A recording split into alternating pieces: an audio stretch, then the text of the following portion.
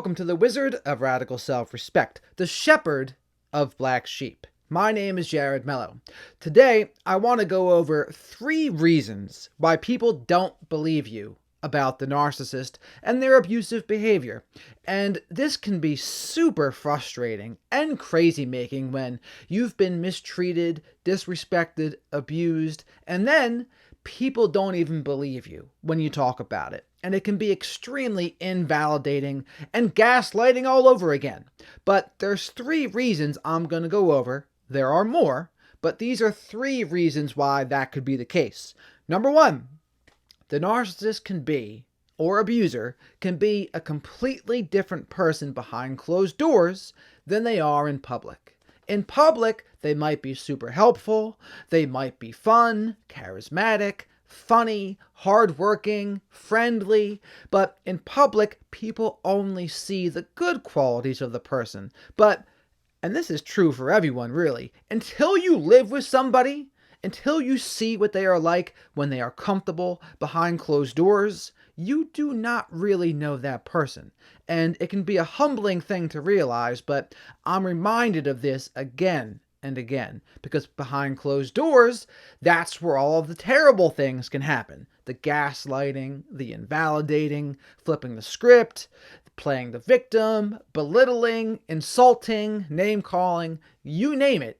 Behind closed doors is often where it will happen. Now, this isn't to say that it can't also happen in public, but it's usually the worst cases of abuse where they will still mistreat someone in public as well. But it is not to say it doesn't happen behind closed doors. Just because you see people put on a united front in public does not say anything about what that dynamic is like behind closed doors. This also applies to how people post about each other on social media. Just because they post positive things about one another, how much they love each other and how great they are, that says nothing about their relationship. This always reminds me of what the divorce lawyer James Sexton said about the cannibal, what was Jeffrey Dahmer. And he said, there are pictures of Jeffrey Dahmer smiling with people that he ate later. Pictures don't tell the story. Social media doesn't tell the story.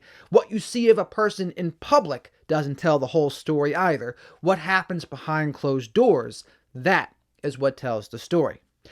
The second reason why people may not believe you is because the narcissist or abusive person has been grooming mutual friends of yours or your coworkers to not believe you. And they do this by telling half-truths, by telling them parts of the story that make you look crazy. For example, they will bait you and provoke you, and then maybe they'll record your reaction. Or maybe they'll bait you and provoke you via text, and then they'll show other people your response. But this is all very purposeful and intentional to make you look crazy. That's why they say narcissists do not just groom the target, they groom people around the target so that they are not believed when they come forward. And unfortunately, this can be super effective too, where people have already been conditioned and groomed to not believe what you had to say.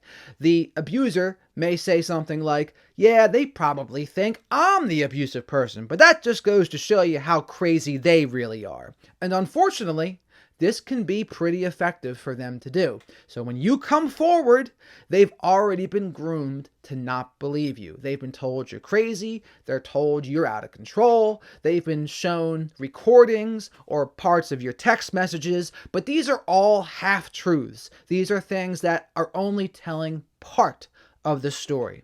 Ideally, people would come to you first before they believe anything a narcissist or abuser says anyway. But unfortunately, those people are also being misled too sometimes. But hopefully, if someone is really a good friend of ours, they will come to us as well and find out our side of the story before just blindly believing them. But that's a second reason why people may not believe you. They have been grooming them and smearing you to them so that they already don't have a good impression of you anyway. So when you come out and talk about it, they're like, oh, yep, so-and-so said you would say this. So-and-so said you were super crazy. I'm not surprised. And then they may say some super unhelpful things like, well, you're not innocent either, or takes two to tango, things along those lines. The third reason why people may not believe you is because the narcissist doesn't abuse everybody. They have specific targets of who they normally will treat poorly. They use these people to devalue, to put them down, so it makes them feel powerful and superior. But they don't act abusive towards every person they meet. This can be especially frustrating in a family dynamic, and of course in a romantic dynamic as well. But there are people that they only treat their romantic partner poorly. But even in a family dynamic, they also know, okay, this person's a target, and maybe that person tolerated it for a while. Maybe they didn't have good self-esteem. They didn't have solid boundaries. So the narcissist was able to belittle them and devalue them for longer. But they don't do this to everyone a lot of times. They have specific people that they do it to. And to the other people that they are not abusing, they are thinking to themselves, that person's never been harmful to me. That person has never abused me. You must just be crazy. It can't just be you they're treating poorly. They are treating all these other people okay. How can it be just you? But these are people that don't understand the dynamic. They don't understand how narcissists and abusive people operate.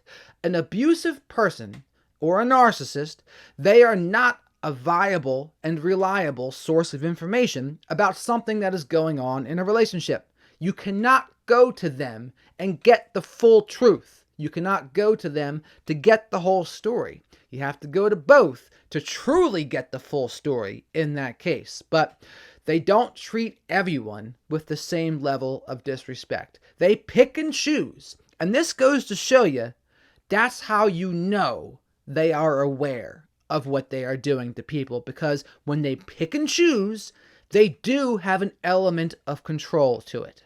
I interviewed Dr. George Simon. He's the author of Character Disturbance and In Sheep's Clothing, and he has a couple phrases that I will never forget. And he said, it's not that they don't see, they disagree. It's not that they aren't aware, they don't care.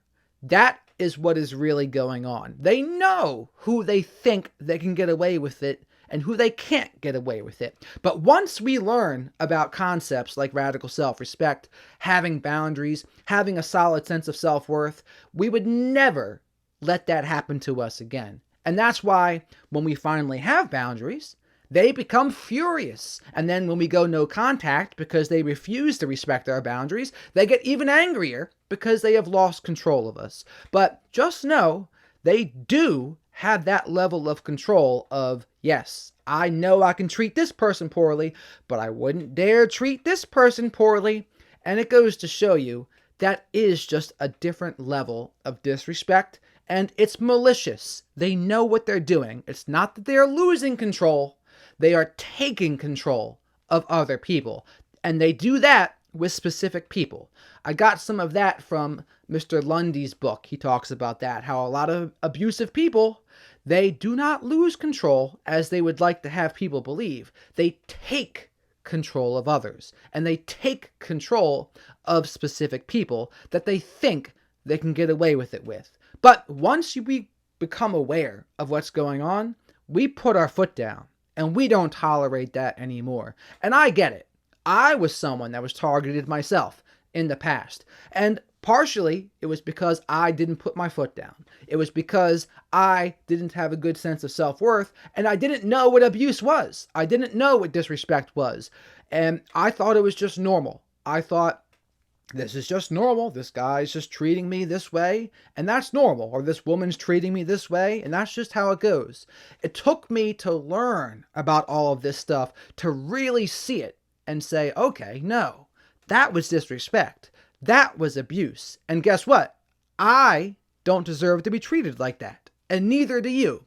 But it starts with putting our foot down, having boundaries, and if it's a narcissist, going no contact, if possible. If it's a co-parenting situation, it won't be possible. Least amount of contact necessary. Gray rock, Don't jade, justify, argue, defend, or explain.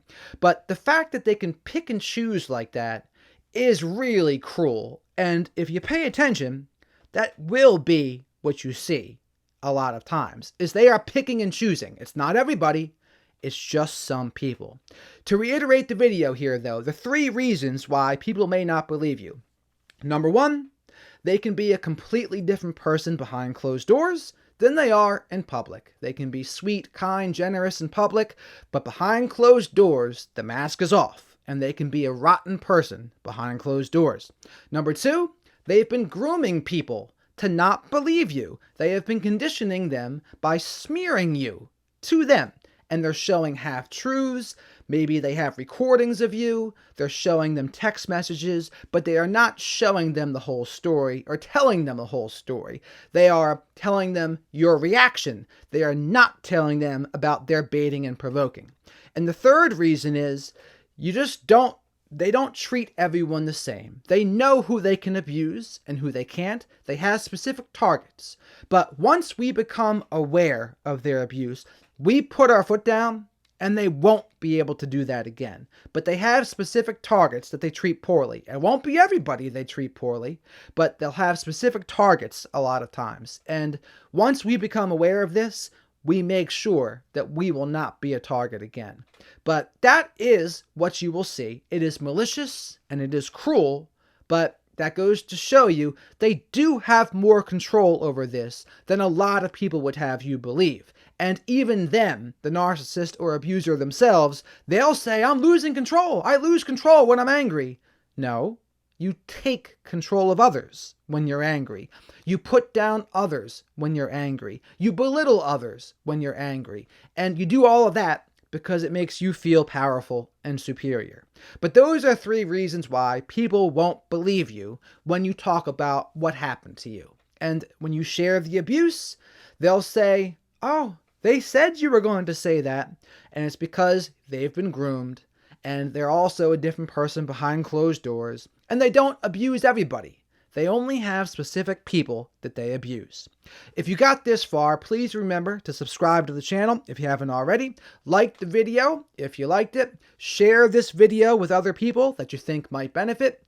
Comment below what you thought about the video. And if you want to support the channel here, there are channel tips, channel memberships. You can follow me on Facebook and subscribe there too, Jared Mello on Facebook. But it would be greatly appreciated if you find my work valuable in any way to support me in one of those ways. With that, thank you very much for watching and have a great rest of your day.